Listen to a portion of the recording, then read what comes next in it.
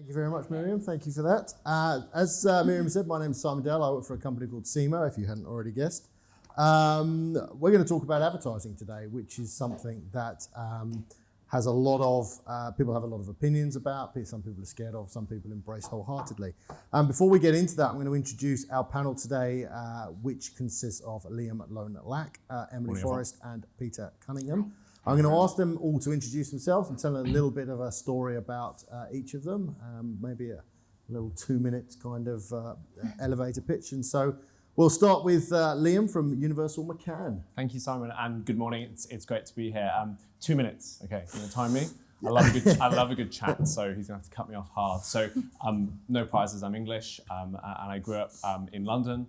I actually didn't start my career in advertising.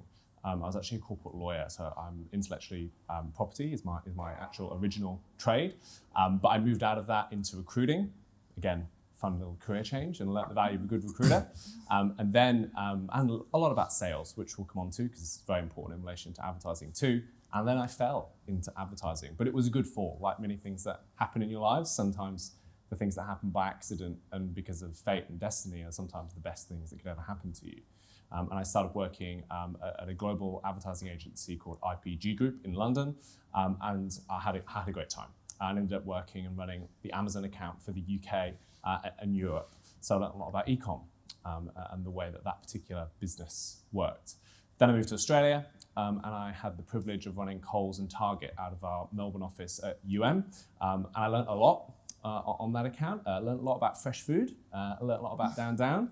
And some of the conversations that I had were quite bizarre on that account. I never thought I'd ever be talking to Lee and the other MasterChef guys and in a room and negotiating sponsorship entitlements, things like that. So very bizarre as a POM coming to see firsthand the experience and the kind of obsession that Australians have around food and renovations in TV. Still not over it, if I'm honest. Then I moved to Sydney for a short time to work on American Express and Nestle. And then I moved to Queensland as the Executive General Manager to run the office up here. We have clients such as RACQ, fabulous brand. If you don't have your insurance with them, speak to me after, because you should.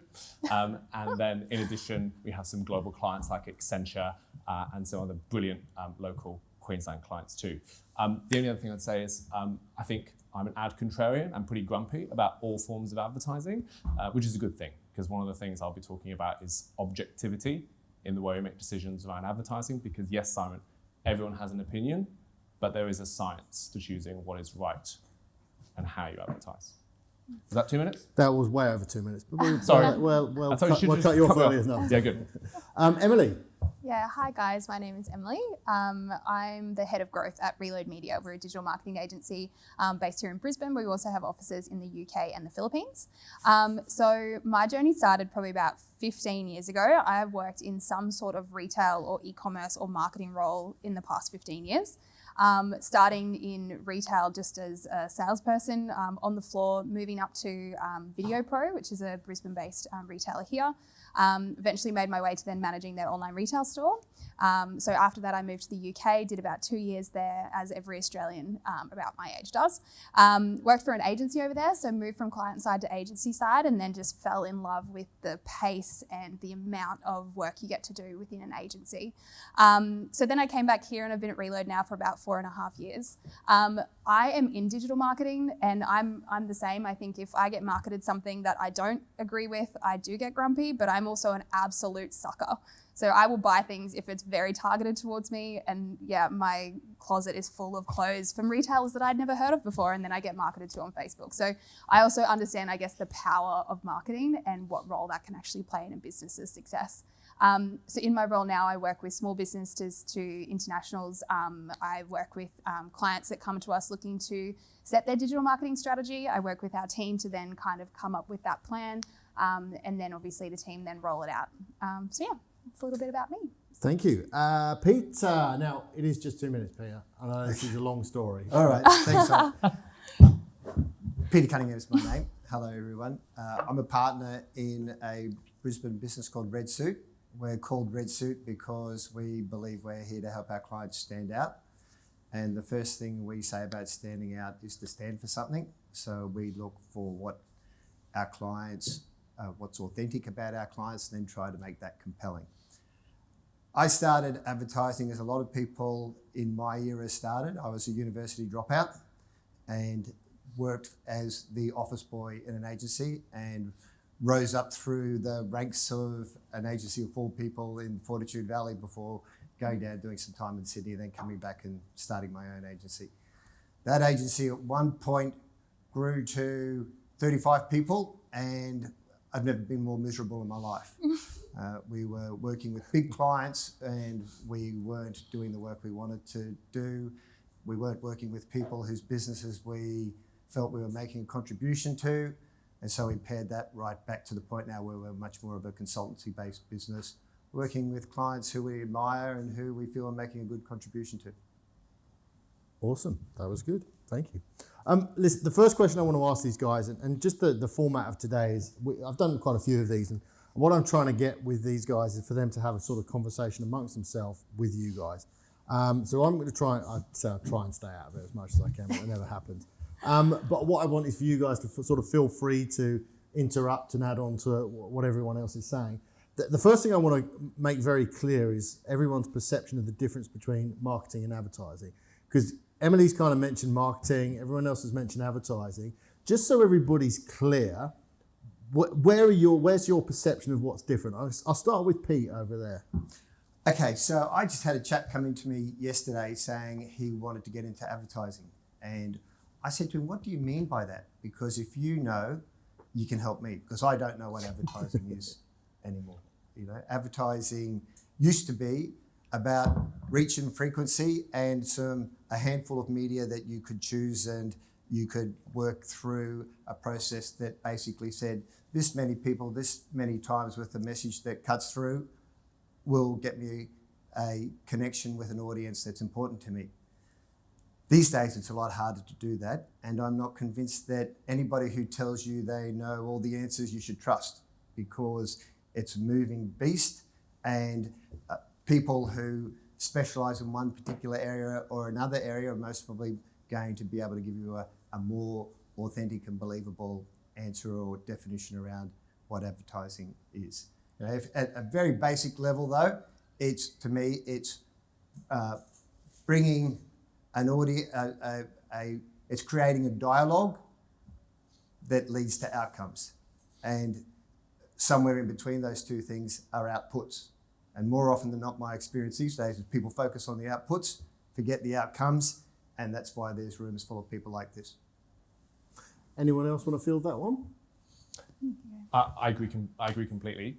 The precision around the term is annoying because people do use them interchangeably. I think for me, it goes back to basics. We don't need to overcomplicate it. There's the 4 Ps of marketing. There's the 7. There's actually an 8 I've seen, but we can get into that academic debate another time. But the promotion element of the Ps, no matter how many Ps you want, is just one part of the broader marketing mix. And the reality, depending on the life stage of your business, is advertising will either have a small or a very large contribution to your revenue. If you're a direct selling brand, like a YouFoods or HelloFresh, advertising might make up like 30% of your sales. When I was working on Coles, I can tell you now, it was 1.5% of their overall sales was down to paid advertising. So that meant all of their other revenue was generated by the store presence. That's a form of marketing. Your staff, physical evidence, bags, they're all forms of touch points, to use a buzzword, which are part of the marketing mix. But it's defining what the role of paid advertising is versus that broader marketing mix.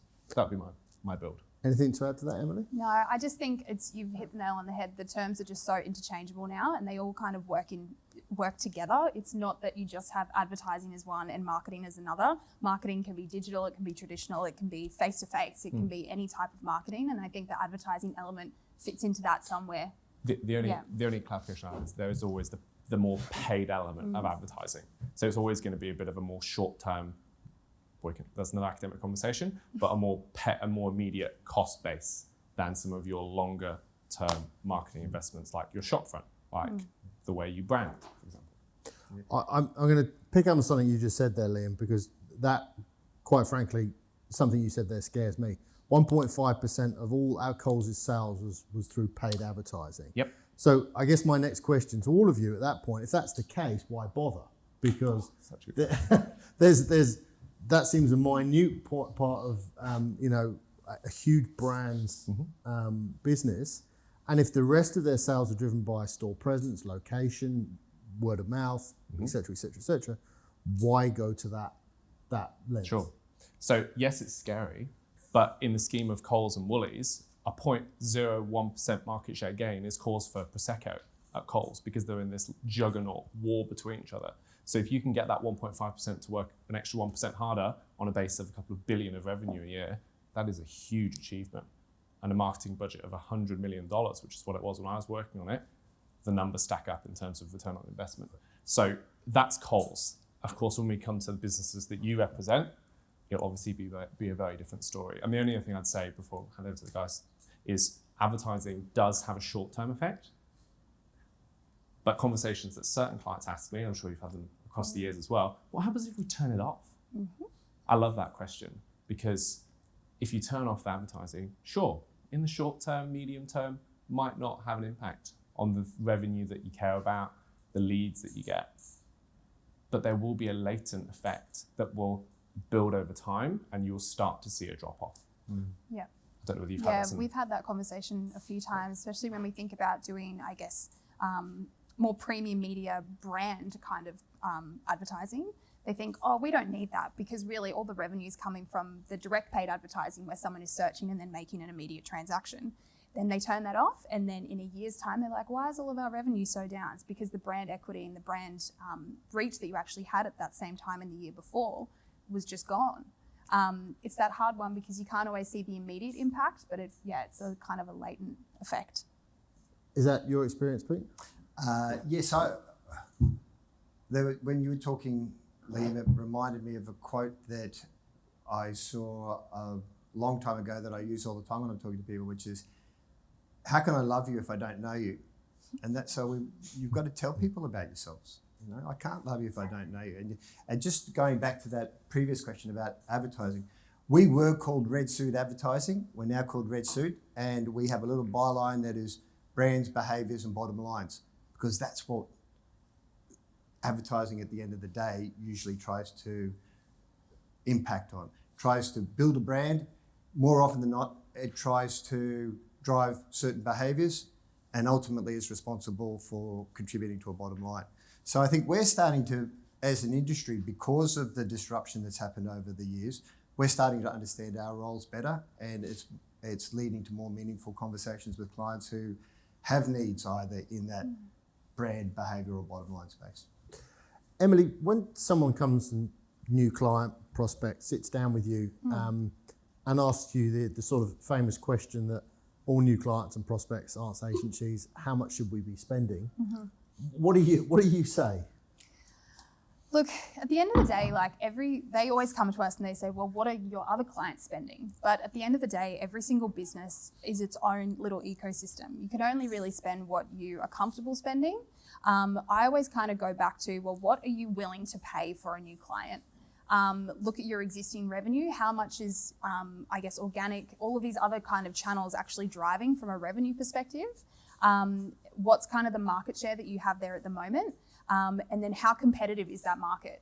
So if you are going up against a juggernaut that is willing to spend hundreds of dollars for a new client, but you know that realistically you can only really spend 20, then we need to be a bit more crafty about how we actually go about advertising. But yeah, at the end of the day, we always just go back to, how much you're currently making and then what you're willing to actually pay for a new client. Liam, you must have had a few people standing in front of you that want to spend money but don't know how much they should be spending. Where did the conversation go? It's like you in the meeting I had yesterday. Yes. I agree. It's a conversation about what do you want to achieve. The problem is clients get a bit emotional around that because sometimes they actually don't know, so they've got a poor brief or they've just been lumped with a target from a stakeholder and gone, there's your marketing budget. So I think for me, it comes back to, is there a proper budgeting process in the client business and trying to add value at that stage before we get some half-baked, unachievable budget and a kind of related objective. But most clients use percentage of revenue, percentage of new customer acquisition cost, percentage of profitability, to then kind of work backwards to what the marketing budget is. So it's getting upstream, helping clients budget better, use data points to help tell their business, but before they get issued the budget, what is going to be realistic. Because otherwise you get in this awful kind of, can you give me a good, better, best budget approach? And this scenario planning, which is not helpful. It should be quite a simple conversation around objective cost of growth, because that's what advertising is about. Coming to what you said, it's cost of growth, bottom line, and there are various tools you can use around that. How do you approach that conversation, Pete, when they don't know how much they should be spending? I ask them what they want to spend their money on, and what I mean by that is we'll have people come and say, I want to do this digital campaign, or I want to do this social media, or and I say, what are you going to put in it? What are you going to say?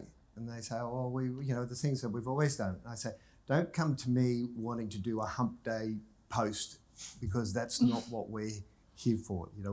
What I say is, the first thing you've got to do is you've got to understand your brand. You've got to be able to articulate the brand. Are you willing to spend money on that? Because if you're not willing to spend money on that, a lot of what you spend in the space where Liam and Emily operate is going to be wasted. So I just try to ask questions, get an understanding, and help clients work out where they want to spend the money. There's a lot of people that end up saying, thanks, no, you're not what we wanted. We wanted a digital agency. And then they go to the digital agency, and the digital agency asks them the same questions that I asked them, but because they're a digital agency, there's a more open-minded approach to answering those questions. But I love a client without a budget. We've built our business and enjoyed ourselves over the years dealing with challenger brands. Brands that haven't had a whole lot of money taking on the bigger guys. There's nothing more satisfying than being a giant killer, and that's what I like in an agency. What I like in a client. The good thing about that is then there's usually a need, and where there's a need, there's a preparedness to spend some money, and so that's what I look for. And then discussions about what that cost come after that. Do you think there's a role for marketing, for you guys, for advertising, to be getting a bit more involved in the financial side of things? I know from, as soon as I start pulling the thread about how much money do you want to spend or what's your budget, next thing you know, I'm looking at their Xero and P&L and things like that and trying to determine, do you think, we should be sort of, looking at that in more detail then? It's critical. Yeah. The first thing I ask any client is, how do you measure the incremental effect that advertising has on your business? Then it becomes very clear to me, some aggressive nodding in the front, it becomes very clear to me what type of client I'm dealing with, if it's fluff, or if they go, yes, based off this internal modeling technique or this attribution technique, we've estimated it's between $2 and $3, depending on seasonality. Go, great, we've got something to work with, or it's a very different conversation. Advertising is just another form of business investment. The problem is we use the language of cost, spend, and we do not measure it properly. And so if we're going to help clients grow, which is ultimately why we're all employed, we have to speak the language of the CFO. Because more than ever, that, especially post-COVID, but even before COVID, right? That is the only way we're going to help clients succeed and grow. So it's now table stakes would be my response. Emily, how do you know that you're getting a return on what you're doing? What's the best way that you guys have measuring? Yeah, so I guess there's two types of relationships that we generally have with clients. And the best relationship is the one where we're really integrated into their actual business. So there's obviously the immediate, leading indicators that we can look at. And especially if it's an e-commerce business or you can actually trade and purchase online, the immediate indicators that we can see from that are obviously your revenue. But then there's all the leading indicators that happen before that. What we generally try and do is actually then work with the clients either on a monthly or a quarterly basis, and we say, well, how does that actually impacted your overall business? So if they do trade deals where they have direct transactions happening offline. Attention, the following times will be a test the fire alarm evacuation system. A test Good. only, please disregard all sounders. The following times will be a test and a test only. No action is required. That's Do I convenient. wait? I'll let them do that. Go.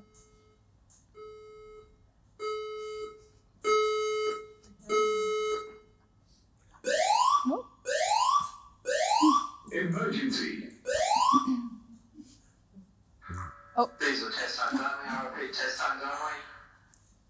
So where was I? Yeah, so we have generally like quarterly business reviews with our clients where we look at the marketing impact, but then we also work with their internal teams, as Liam mentioned, to actually understand the impact that it's had on bottom line. A lot of the clients that we work with have longer buying cycles as well. So it's not just that immediate quick fix that you get from a paid marketing campaign that they then buy online. You actually need to look at a longer period, especially if that purchase or length of that sales cycle is, months or even years. So yeah, that's generally how we would work. Pete, yourself, what about how do you guys know that you're getting a return, that what you're doing is success? Your clients are pretty quick to tell you, I've found. And the disciplines that the guys here have been talking about, they are disciplines that, I think every marketing organisation would encourage their clients to enter into with them. I think at the end of the day, though, you've got to know the right questions to ask, because it's very easy. I once had a client who was only interested, this was a government client, so you can understand that, was only interested in likes. That's all they were interested in. So what do you want to measure? What do you want to use? How are you going to use your data? Because there's so much data out there, and there's a great guy who was he was a doctor, and he was in community development around the planet. Worked with United Nations, worked with a lot of governments. A guy named Hans Rosling, and he said, "You can't understand the world without data, but you can't understand the world with data alone." And that's where I think people who understand brands and messaging and behaviours have got a contribution to make to the data. And so I try to get a bit of clarity around how people are using their data and how we can make a contribution. The other thing I'd add is, obviously we're all on the same page when it comes to actually quantifying the effect, having the internal business conversation with the client. But there's a few hard lessons I've learned about internal marketing and the importance of marketing to other stakeholders in the client business about what you're doing in market and why it's so great. So any franchise-based business, I've worked on Specsavers ANZ for 3 years, and I learned painfully how important it was to get buy-in and show visibly what it was doing to drive their presence, fame, and local business, I suppose, rather than just the overall contribution to the wider business. And that is something that, is a painful lesson that I've learned over the years. Liam, I couldn't agree more. Yeah. We're more and more seeing the work that we do with our clients, a lot of it is targeting their internal audiences. Yeah. Why is that so important? What happens if you don't do that? Okay, well, because of the fragmented nature of the marketplace these days, you've got to make the most of the opportunities to build advocacy where you can. And your closest set of advocates or saboteurs are your staff. So how many times over the years have you been exposed to somebody who is in some sort of marketing related role or works in an organisation, does a bit of marketing and say, yeah, we're doing that, but I don't really like that ad, or those guys have done that again. We all think it's horrible. What's the point? The advocacy has got to come from your people, and then their people, and then their networks. So it's got to start internally. It takes me back to we were doing some persuasive argument workshops with a client in Melbourne recently, and one of the cards that I asked one of the people to talk about was welcome newbie, and it was a new person comes into the organisation. What are the 3 things that you will tell that person about the organisation to give them an understanding of the organisation? And the girl who was presenting on that, she gave a great presentation. She started by going back to 1962 when John F. Kennedy it was at the start of America's real push to get to the moon. And he went to NASA. He saw a janitor there, and he said to the janitor, "What do you do?" And he said, "I'm here to put man on the moon, Mr. President."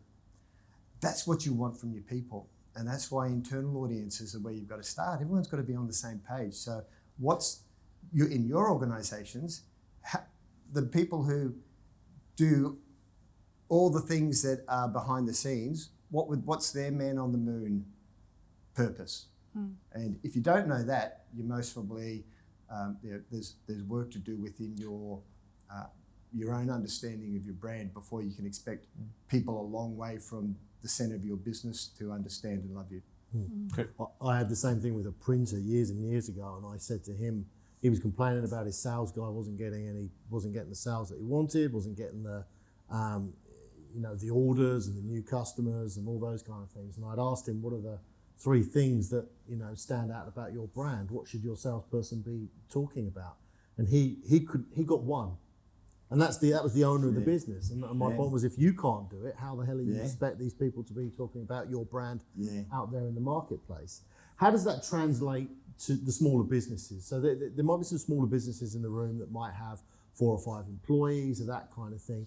Is it just as important for to bring them along? How involved do you get them, Liam? Critical. It's just as important. I think size is irrelevant on that scale. I think it's a lot harder in a obviously big organisation. So in some instances, it's easier, because I'll take the point, and I agree with you completely, Peter.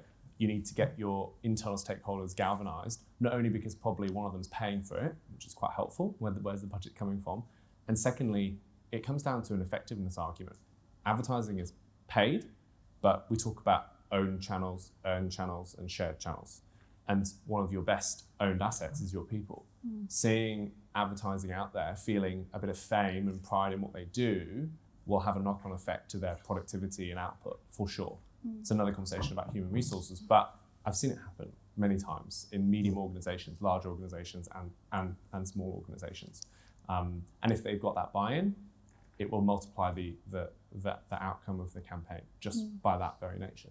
Yeah, I think as well, something I've experienced speaking to small business owners is that you guys wear a lot of hats. So having more people in the organisation who can pick up some of those pieces, who you can completely trust with your brand, just kind of relieves some of the pressure off you as well. And it also then gives them, they then want to see this brand grow as much as you do, because they're along for the journey. I think getting them into those different roles, like they'll identify opportunities and they'll be the biggest advocates for your brand. Emily, you've got a client, you understand them, you've got a clear budget, you know what you're trying to achieve. And I know this question is really dependent on their industry and their target market, but what are the best channels, and perhaps better still, how do you determine which channels people should be advertising in? Yeah, so we generally look at like an overall funnel. So you have obviously top of funnel campaigns, it's all about awareness. Middle of funnel is consideration. So if your brand is kind of in their thoughts, like how can you then get in front of them? And then there's the conversion. So you've got 3 different stages of your funnel, but you really have to make sure that you're advertising to the right person at those different stages with the right content. Yep. I see some funny nods over there. So really it's about, I guess, understanding who your customer is, where they actually go for that different kinds of pieces of information, and then finding the right channel. I think the biggest thing though is you can't start at the conversion stage if you haven't topped up the funnel. So you need to make sure you do actually have leads coming in, whether it's getting in front of the right people, getting people just engaging with your brand or engaging with different advertising, and then kind of pushing them through the funnel. If you're a niche brand and niche product, you actually need to create some demand. You can't just go start capturing. So there's a few different stages, and obviously there's a plethora of different types of advertising methods and tactics and channels that you can use, but we generally always start with the funnel and your audience. I have a slightly different, I agree, but I do have a slightly different approach for small business, which I'm conscious is probably in the room. So there's 2 facts. Advertising is expensive. And over the last 6 years, customer acquisition costs across all industries, across the world, gone up by about 50 to 60%. So acquiring new customers is so hard. If you're a small business, you already will have, I assume, depending on your business, some type of first-party data capture. If you're just starting to advertise, you need to use a funnel approach, I agree. But if it's a short-term campaign, I'm sure it's all more about short-term if you're just starting to get your kind of hands wet in the advertising world. Think about what customers haven't bought from you yet, or whether there is an opportunity to increase average order value or things like that. And then the natural channels which come off the back of it, social, SEM, anything in the digital landscape. The further you get up the funnel, it's going to get more expensive. So if you want short-term results, just think about your first-party data strategy. People who've visited the site, you have some form of personally identifiable information, but they haven't bought from you. That is your high-value audience in the short term.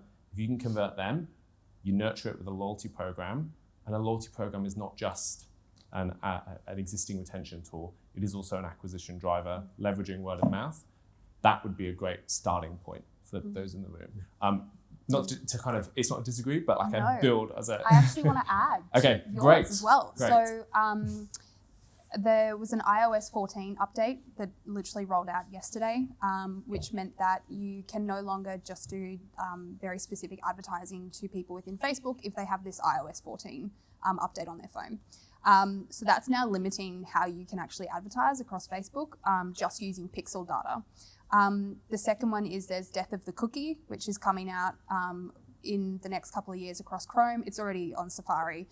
Essentially means you can no longer just track people like we normally have been, unless you're using a more premium media tool. Because of that, first-party data is actually going to be so much more important than it has ever been before. So yeah, using your existing email database and first-party data, but then also actually creating a strategy to start capturing it. It's not something that you would need to pay for. It's literally putting an email subscription or creating content that people actually want to engage and read with. Having that on your website and starting to capture that information, you could literally start doing that tomorrow, and that's going to benefit you in a year's time. Pete, my experience with Redsuit is perhaps what I would describe more as a traditional agency, traditional approach.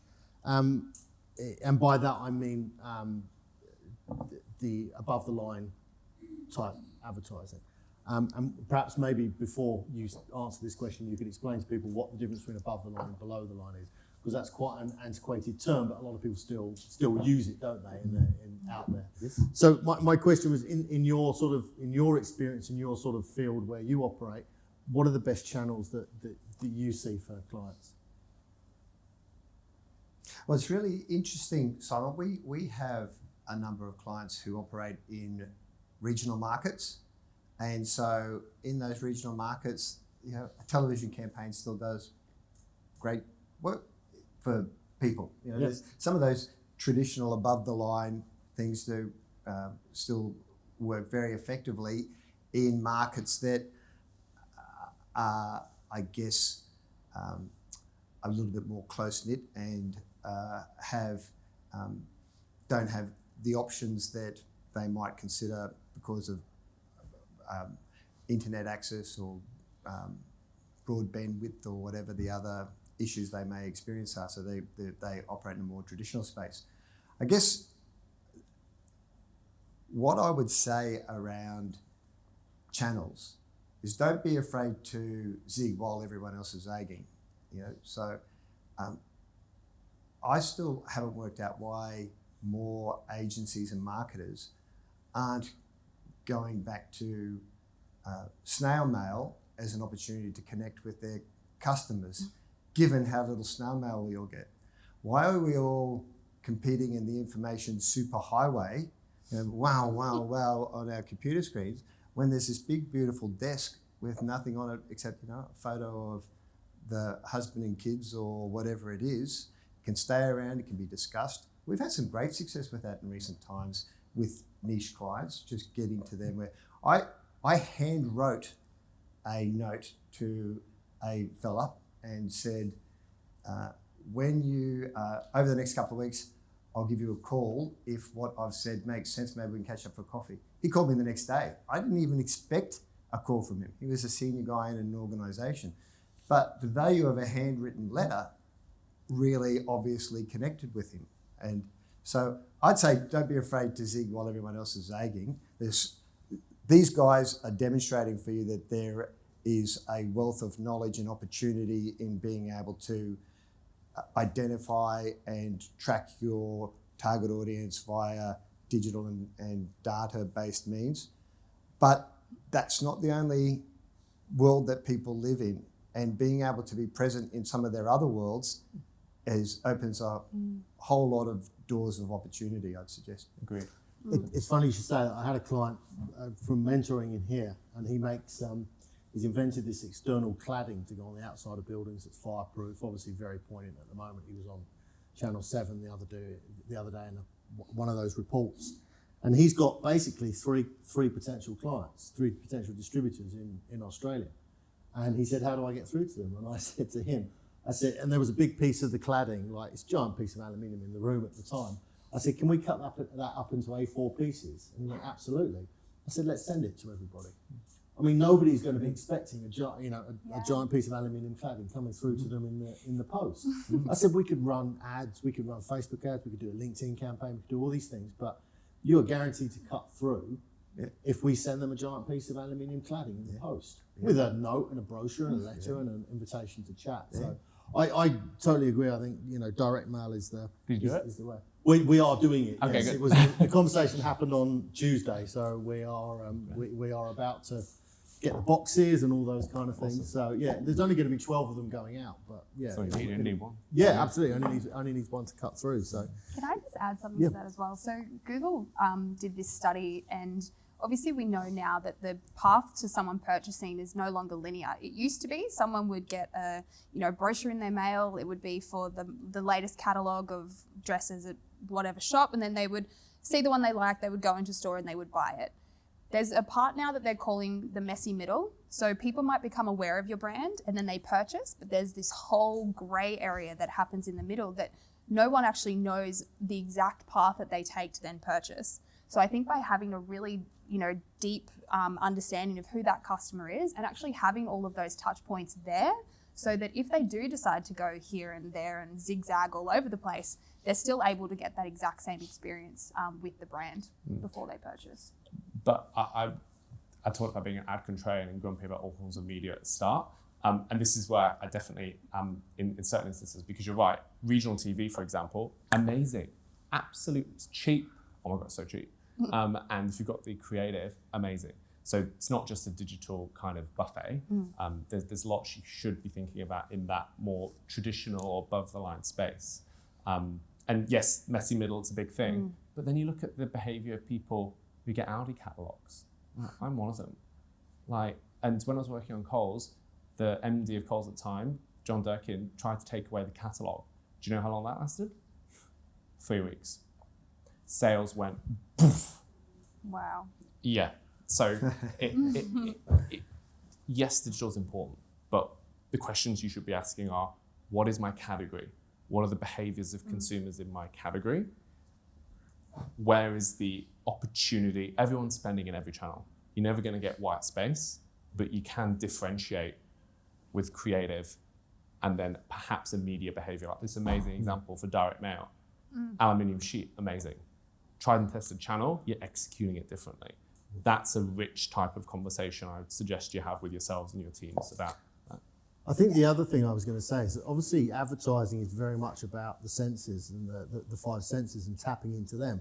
And in the case of TV and radio, it's very obvious, it's eyes and ears, but the impact that getting somebody to touch something or feel something, get somebody to smell something and taste something, that has a massive impact as well. And direct mail is an obvious one where immediately they've got the option to sort of touch something, and that's a completely different experience to seeing a YouTube video or seeing a billboard. How important are those? It's sort of tapping into all those five senses, Pete. I think they're incredibly important. There's a guy, Yuval Noah Harari. I don't know if you've heard of him. He's a biologist and historian. He wrote a great book called *Sapiens*. He's written some other books since then, but he basically said, how did we go from being a timid jungle-dwelling ape to the dominant species on the planet? And he pretty much builds a very compelling argument that says it's our imaginations. It's you can negotiate with a monkey all day to get that banana off them by promising them eternal life or a heaven or all the riches of the planet. It's not going to give it to you. And yet we agree on all sorts of things based on our imaginations. We agree on currencies, we agree on borders, we agree on all sorts of things. So how do you get into somebody's imagination? Well, if you're able to get, say, and we're talking a lot about direct mail here, but that's the question that Simon asked. If you're able to get something onto somebody's desk, what a great opportunity to tap their imagination. That I can guarantee you're not tapping a whole lot of imaginations the further you get into the funnel. The imagination stuff happens at the top of the funnel, or it happens on a desk, or it happens in the car on the way home when you hear a radio ad. It happens when people are living their lives. So being imaginative and the opportunities that As soon as you start to tap into somebody's imagination, that is, how do we want them to feel about this? What do we want them? What does having this in their hands do for them? I think it's a no-brainer, and it's something that we've lost sight of because, frankly, there are a lot of interests and there's a lot of evidence to suggest that people should be investing in that space. But people have gone digital nuts. They've gone digital nuts, and there are so many. I remember one of the advantages of being around a long time is I remember when video recorders came in. Everyone said, "Oh, that's going to be the death of cinemas." Then all of a sudden, pay TV came in. "Oh, that's going to be the death of cinemas and live sport." Then streaming came in. Everyone keeps on thinking it's going to be the death of traditional things, but you can't hold hands and go to watch a video together. You can't eat popcorn in a dark room with other people like you as you can at a cinema. There's always going to be opportunities for people's imaginations to be triggered. You just have to be willing to be present in those places. Cinema advertising, great place to get to people. Agreed. A bit harder this last year, but great place to get to people traditionally. My last question for today, which I know is one that Pete's looking forward to answering. I want to talk about content because channels, budget, all those kind of things. If you're not sending through the right content, if you're not creating the right content, the right messaging, the right advertising, it could all be for nothing. So I'm going to leave Pete to last on this one because it could go on down there. I want to let him have a free run of it. So I'll start with Liam from the content perspective. Sure. The big question is, these guys have decided to do some advertising. Great. How do they stand out?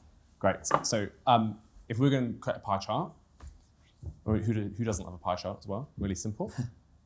When you look at the effectiveness of all types of advertising campaigns, certainly from the data that I've seen, only about 35% of a positive effectiveness, so sales growth, revenue growth, whatever you want, when it's all rolled up, comes from channel selection, targeting, etc.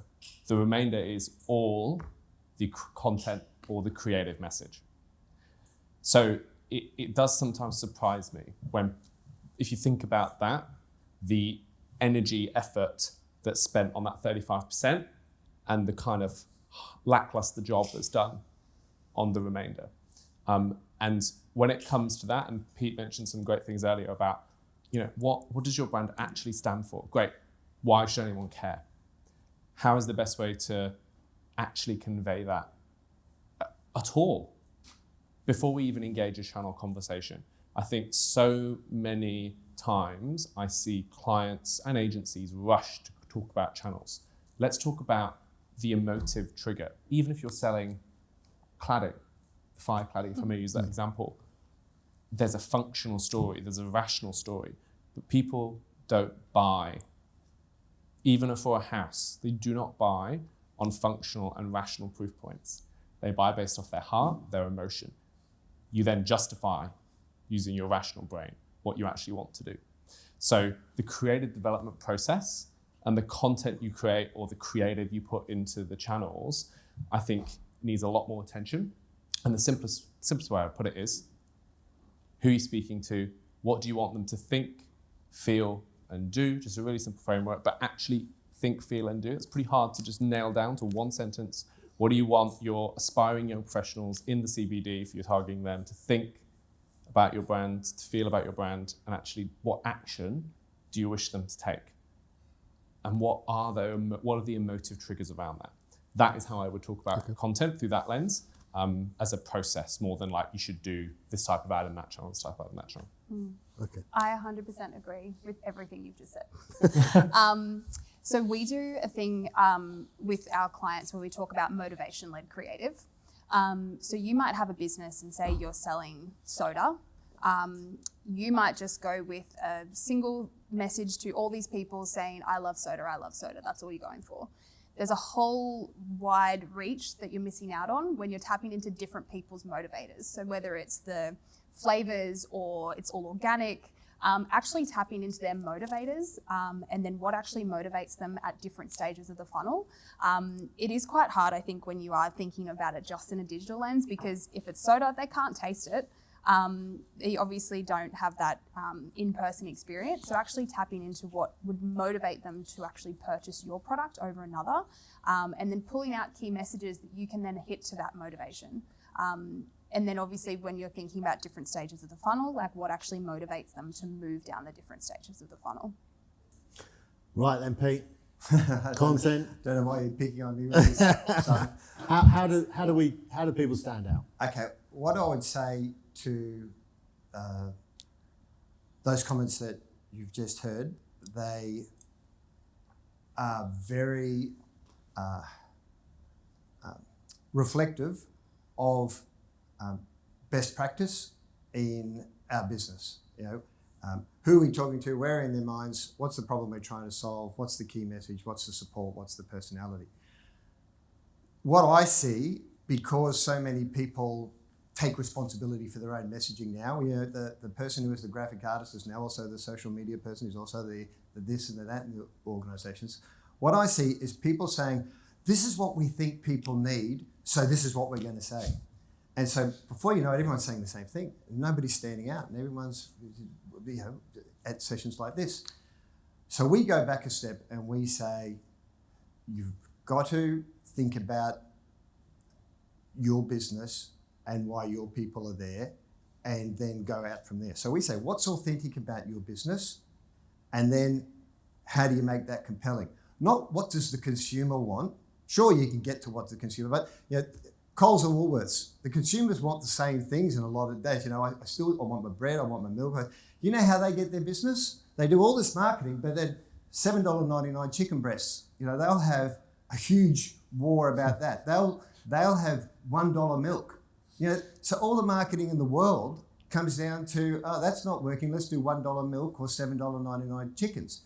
So, and then people come and say, I'll get onto that subject if we get to it. I was going to start talking about Amazon there and some of the complaints people have about Amazon, but I don't see anything that Amazon that does that Woolworths and Coles don't already do.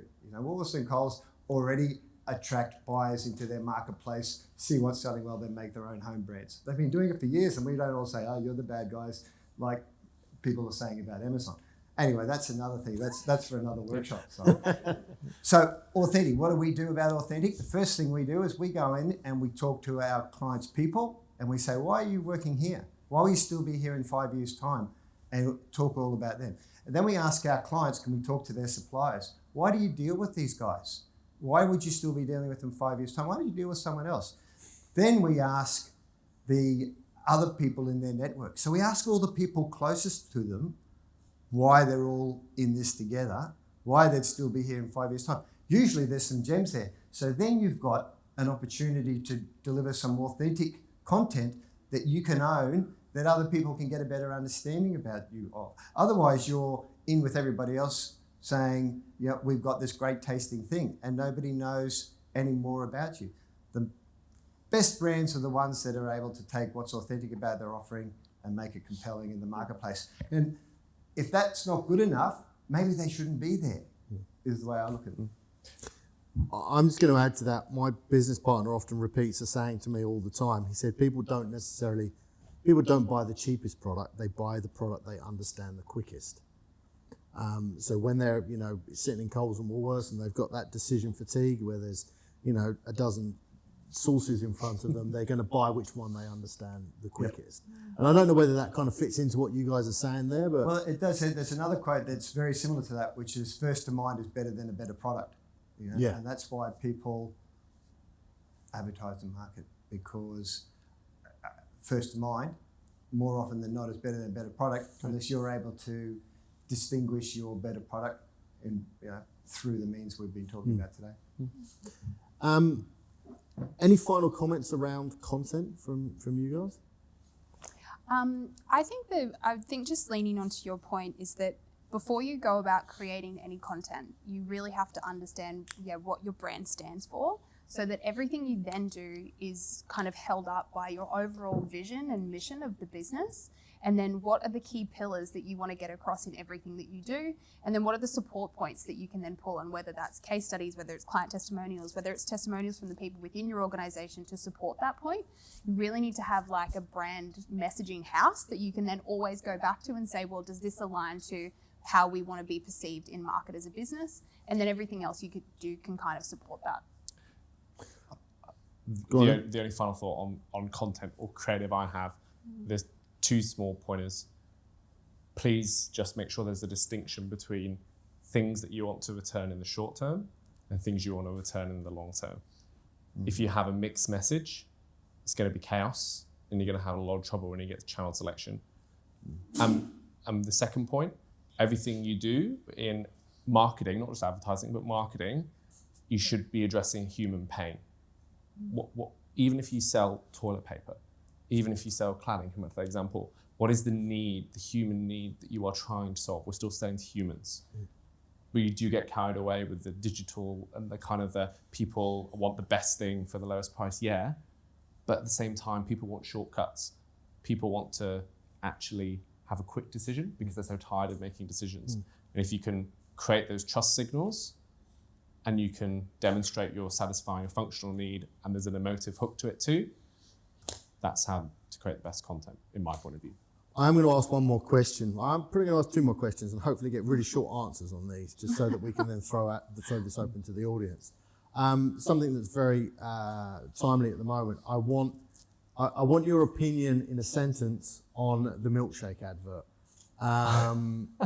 And my question is, how did they get it so wrong, or did they get it wrong? So disclaimer: the federal government is a client of my business. Right. Okay. So maybe you don't want to answer this one. But... And yeah, so we buy that. We bought that campaign for them. Okay, So yeah. right. So I probably can't comment directly. Okay, that's fine. Emily, milkshake advert. I don't know the milkshake advert. Okay. Right. Yeah, so Have I you can't seen the comment milkshake either. advert? I haven't seen it. I've seen the commentary on it, Yes. and because I haven't seen it, I don't think I can.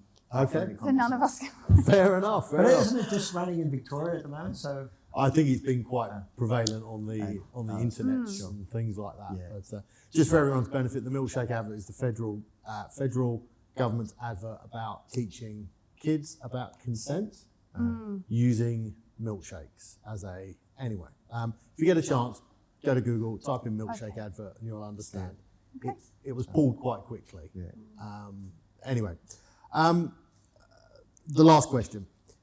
Small businesses, small to medium-sized businesses, there is no silver bullet, there is no instant, fix. But the other hand, tactically, what's something these guys should be doing? If they want to say, yeah, do you know what? I want to grow my business. I want to advertise. What's one maybe tactical thing that they should be going out there today or tomorrow and thinking about doing? Liam?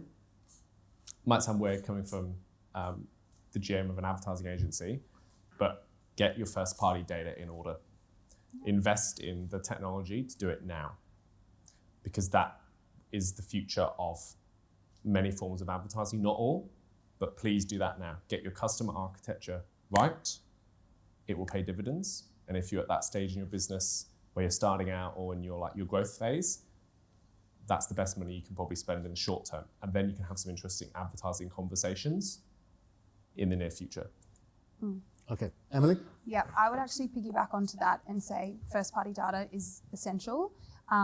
If you do that and you have a really good email platform or CRM that you're going to be using to actually store that data and then be able to use it, creating campaigns that are built around building that first-party data, whether that's across social advertising, where you actually do in-form, so in-platform form submissions, where you're actually actively capturing people's email database.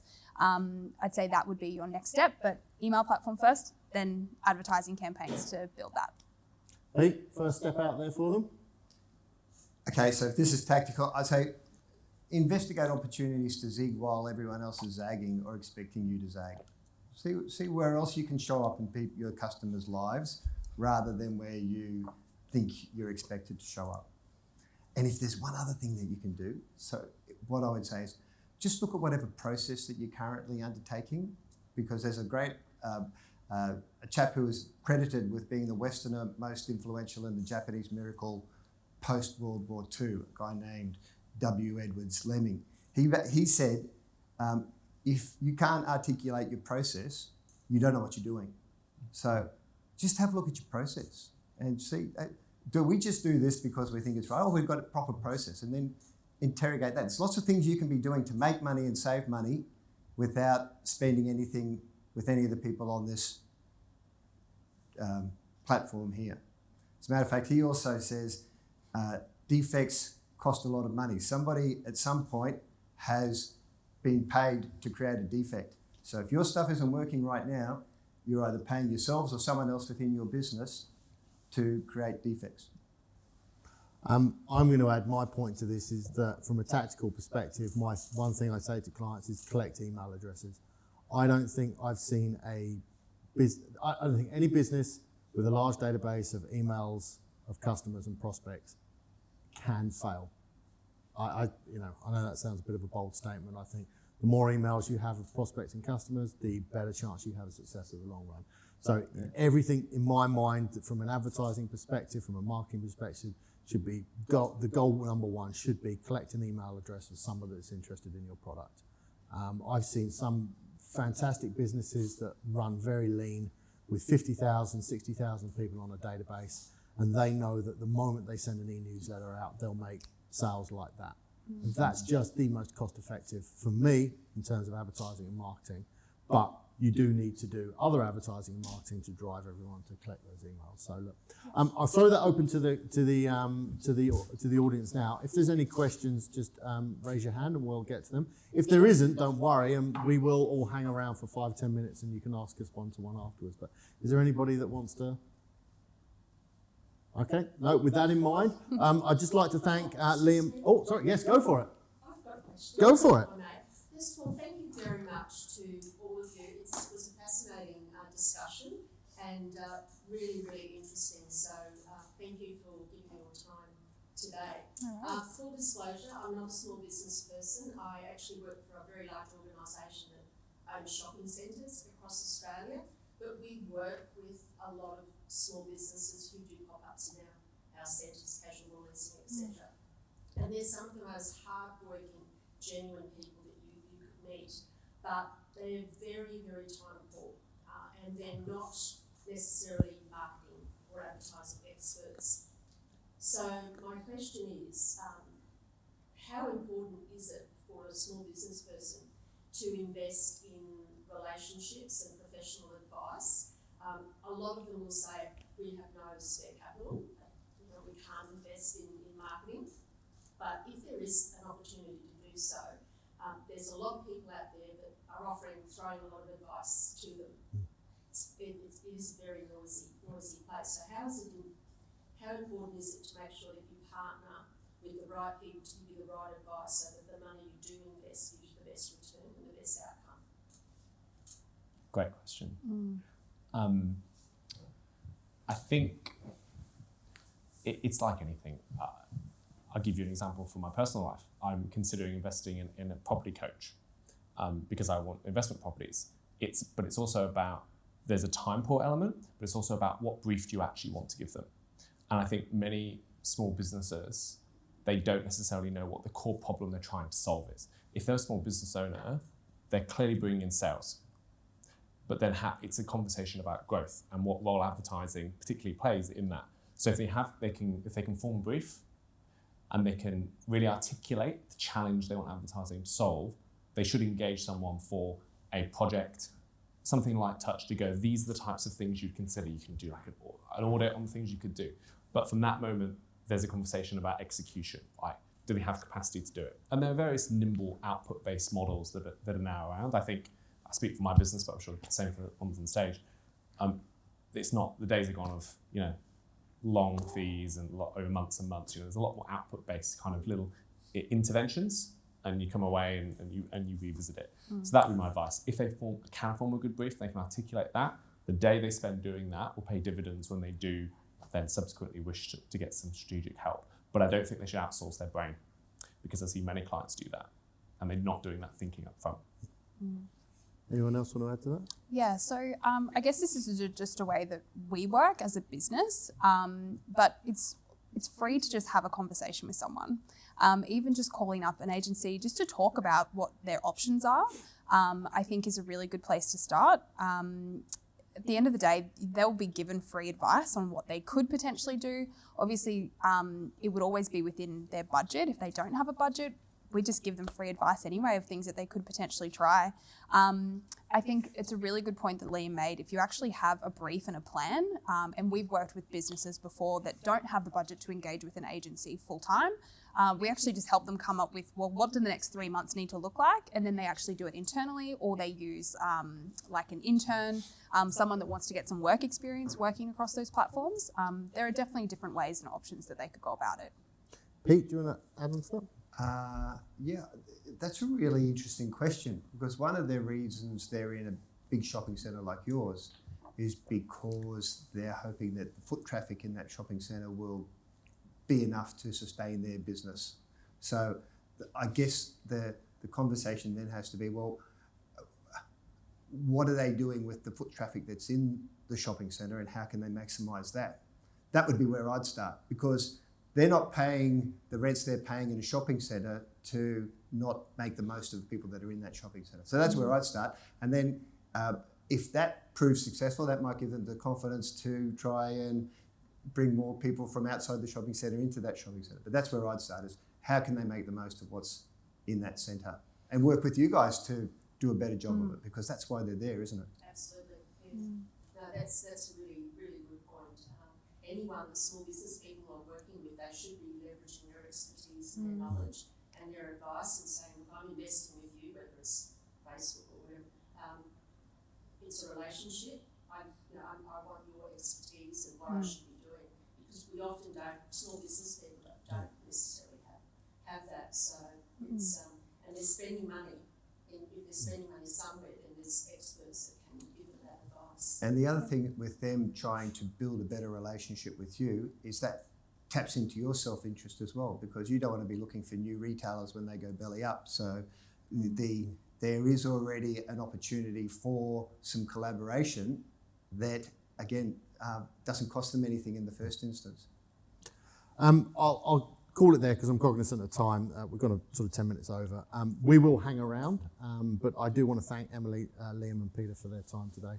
I appreciate you guys coming along. We will be, this obviously was recorded. If you want to share it, Cemoh will be getting this on our YouTube channel. So just type in Cemoh in YouTube and you'll find us. And this should be up by this afternoon, depending how slack Cemoh is with it. But, you know, he's normally pretty quick. So it should be up by this afternoon at the latest tomorrow morning. So once again, thank you to the panel. Thank you guys for coming along today. Appreciate it. And seeing as well. Thanks, Simon.